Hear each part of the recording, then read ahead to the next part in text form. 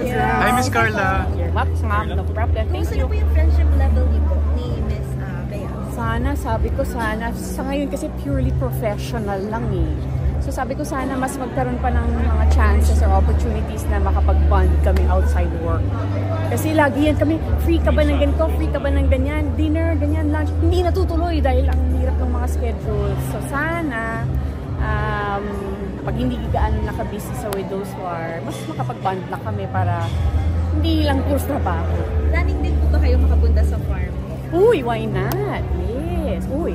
Pero dapat imbitahan muna ako kaysa naman bigla na lang ako pupunta doon. Diba? So, very busy siya.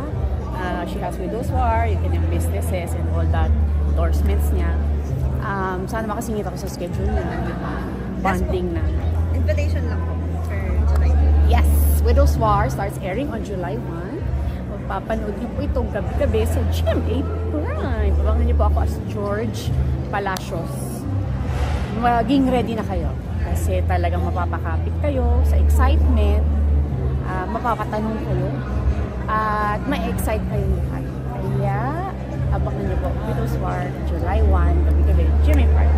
Miss Carla, may chance po ba na mag-guest kayo for promo sa It's Showtime with Bea? Yes po, sa Tuesday na yun. Sinagot ko na. Wow. Yan po, sa Tuesday na nga po yung Looking schedule. forward to that. With Bea po, no? I'm not sure kung with Bea, but yes, opo. Marami po kaming mga guestings, promos na naka-line up habang hindi pa po kami nag-air.